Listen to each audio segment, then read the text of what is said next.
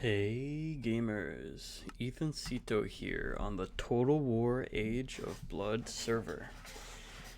I'm making this video as a bit of a tutorial because I know that there are some new confusing plugins that are coming in this edition of the server, and I know that you guys would rather ping me in the Discord and ask me questions than read for yourself. So I'm making this video so I don't have to write the same answers to the same questions for every single member who ever plays. I've got a little list to the side of me that we're going to go down right here, starting with the crops. The crops grow at certain rates in different biomes. For instance, no crops grow in the desert except for cacti. These sugarcane were just naturally spawned, so that's why they're there. A rule of thumb is to check the biome, and if the biome sounds like something where crops don't grow, then crops don't grow there. And then if it's a biome where crops do grow, it's either going to be a 10% growth rate, 10% of the normal vanilla growth rate, or a 5% of the vanilla growth rate, depending on the quality of the land. So, have fun with that. Have fun starving. By the way, you cannot get around it by fishing. I fixed the fishing tables too. Fuck you. Moving on to ores. Ores spawn per biome as well. Iron and coal will spawn everywhere on the map in equal chance. Diamonds will only spawn in biomes that have the word desert in them. So that's desert, desert mountains, and then there's another desert biome that I forgot what it's called. Maybe desert mutated. So those three biomes are the only ones that will spawn diamonds in them. Lapis will only spawn in the ocean. Redstone will only spawn in the mountains, and yes, that does include desert mountains. So there are certain places in the map where ores will cross over. And gold will spawn in the rivers only. Emeralds currently do not spawn, and I don't think that you guys are going to miss them. Let's see. I feel like there was something important that I had to say. Oh yeah, gold. Golden pickaxes increase the drop rate by 10 times, but only for iron, coal, and lapis. So if you want to get high drops of those ores, then you might want to consider using gold pickaxes. Okay, and oh yeah, one more thing is that instead of the normal Minecraft,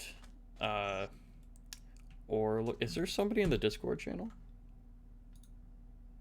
Oh my gosh, hello Alec. What are you doing in here? Your mom. Okay, that's good. Shut up for me real quick, I'm recording a tutorial. So, where was I? Fuck. Golden pickaxes. Golden pickaxes, yeah. Oh yeah. So instead of the ores spawning like how they do in regular Minecraft, to combat X-ray hacking, you mine stone blocks, and it'll run a random chance of dropping whatever ores are eligible in that biome. And you can mine stone blocks at any Y level. The ores are not Y level restricted. But only naturally placed stone. You can't get around it by placing your own stone. Now let me just go back to the list here. Next on the list is Citadel. Citadel is a fun plugin. It's a flexible plugin. It's the one that you're probably going to be pinging me the most about because you don't understand it. But you won't be pinging me if I do my job right. So when you hop on the server, you're going to want to do /ctcreate and then whatever name your faction is going to be, and it'll create a group with that faction name. And then you will want to claim blocks by fortifying them, which is like this. So I have a fortification material here, which is diamond. You can also use stone, iron, and lapis, and they'll have varying strengths of reinforcement. So you're going to go /CT fortify group, and then the name of your group. And now when I place a block, like this obsidian block, you'll see that it ate up a diamond. That diamond is inside of the obsidian block now, and it is what is protecting it against getting broken. Wait a minute, I think I have CT bypass on.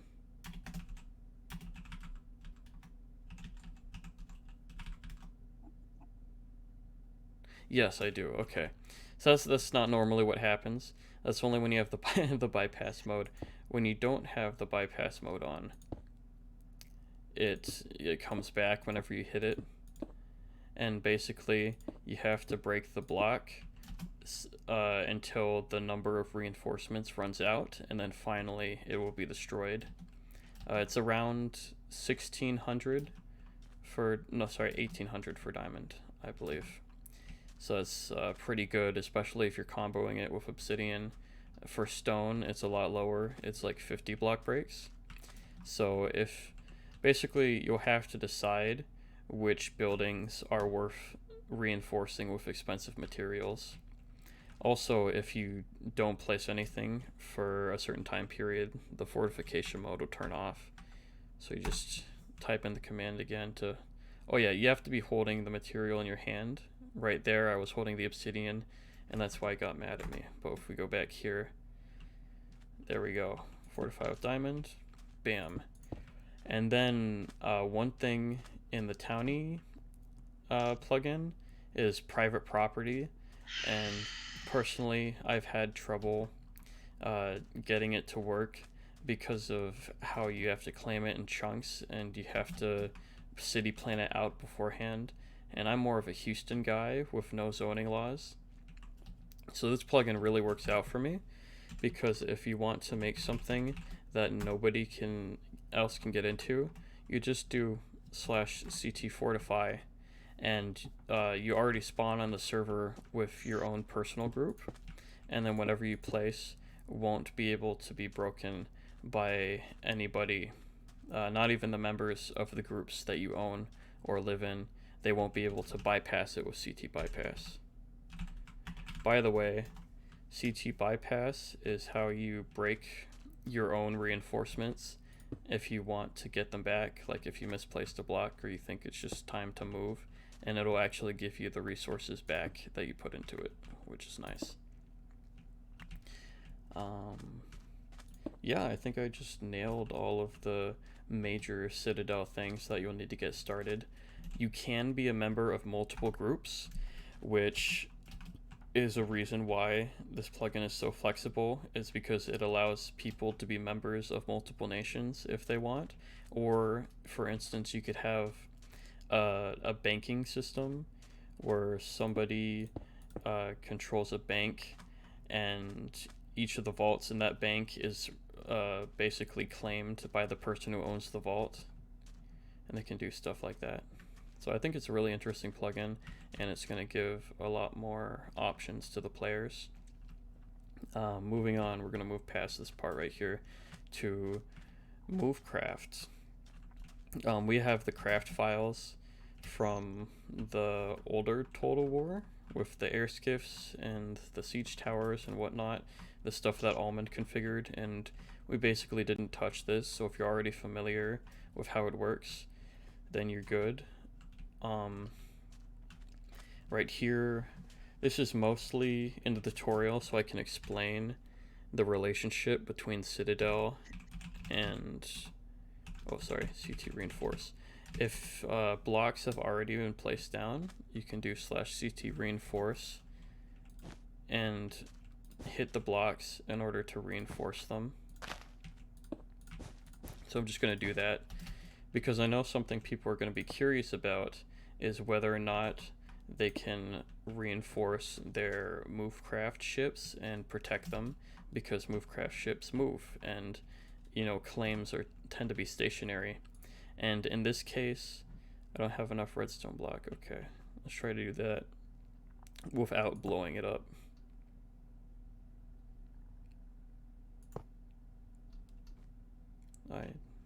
I don't know what's happening here. Oh, maybe it's because, oh, it might be CT reinforce.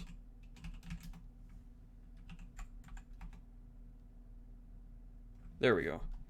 And bam. Yeah, that was the problem. So just remember, if you want to place other blocks, turn off reinforcement mode. So I'm just going to pilot this craft, and I'm going to fly it away. We already know that it's reinforced. Oh my gosh, I have CT bypass on. But yeah, as you can see, the blocks are reinforced because it gave me back the diamond. So I'm just going to fly the ship. I think I fly it with the stick, right? I am piloting it. Oh yeah, it's just a bit laggy because the DIN map is still doing some rendering. So as you can see, I'm flying the boat over here, and now I do not have bypass mode on. So if the ship was reinforced, I would not be able to break it. Oh, I have to release it first. Here we go. Now I should not be able to break it, but I can break it.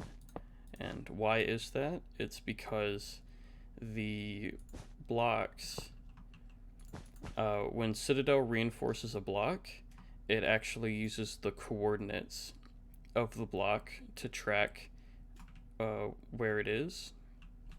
So if you basically teleport the blocks out, like Movecraft does, the reinforcements won't follow these blocks. They'll just stay hanging in the air.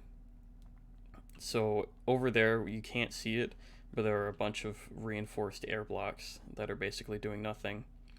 So anything that's placed, excuse me, anything that's placed in that empty space will be affected by the reinforcement, which means I think that it's actually a good thing for Movecraft, because it lets players have protected parking.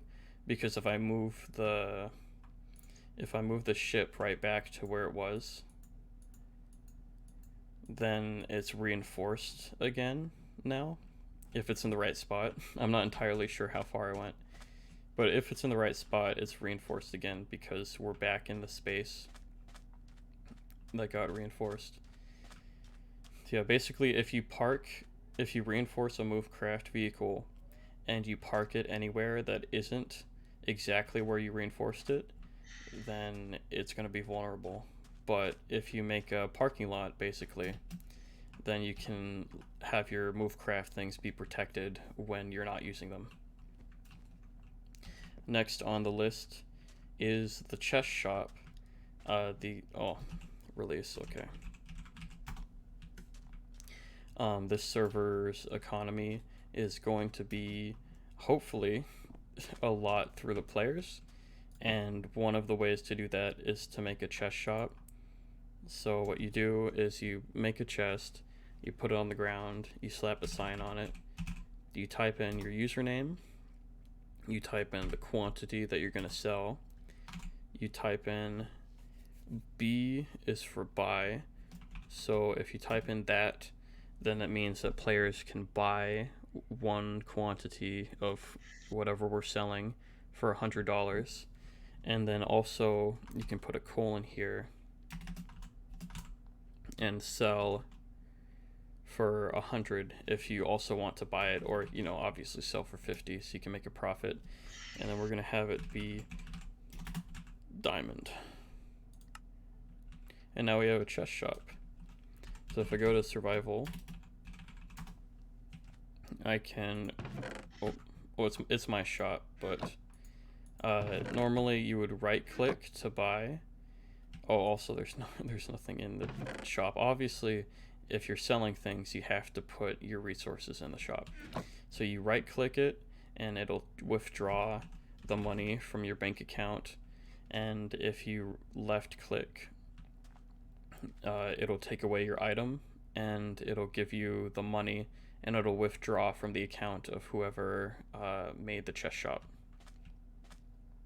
So, last thing that I want to cover is Runecraft, because this is one of the most archaic plugins, but it's also one of the most powerful plugins. When you first pop on the server, you're going to get a message that says you're not initiated, and what that means is you basically need to build a little structure, which I'm doing right now to show you, and this structure is going to initiate you as a Runecraft mage, basically a wizard who bends reality by placing Minecraft blocks on the ground. So this is the symbol for the initiation rune. You're going to smack the middle with some flint and steel. It doesn't matter what block's below it. And then you right click in the fire and you will be initiated. And you'll notice above you that there's a runic energy symbol, and that's basically your mana pool. It's measured in diamonds. And according to the creator of the plugin, you get energy through creating runes, but you can also get energy through what's called the Aether rune, which is this collection of blocks right here. Let me turn it back to day so you can see better. This collection of blocks right here, and the idea is that you open up the chest, you toss some stuff inside of it, it closes, and then you hit it again, you right click it again, and it'll basically burn everything that was in the chest and turn it into energy. And this energy is what you're going to use to activate your magical items and stuff like that. And then over here, this is an example of the sort of thing that you can do with the plugin. This is called Bow of Light. You grab a bow and you make this, and then you right click it. As you can see, making the rune gave me some energy to play with, and now that I have my Bow of Light, oh, I need arrows. Let me turn it to night for here so we can get a good effect. Boom. Bam, it makes light when you shoot arrows. It makes torches. I think that was my texture pack right there, but it's supposed to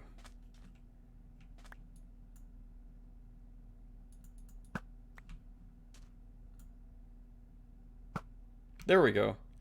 It didn't work the other times, but yeah, the idea is that you hit a block with the arrow and it spawns a torch in. It might be because I was hitting the side of the blocks and it only spawns on top.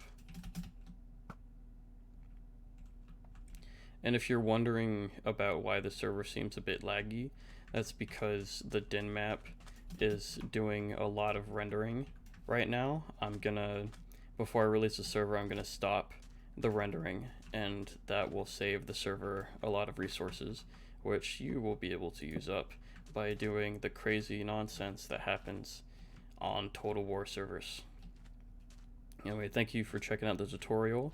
I'm sure that there are still going to be questions after this, so just hit me up on Discord in the questions channel for Age of Blood, and don't forget to vote for the server.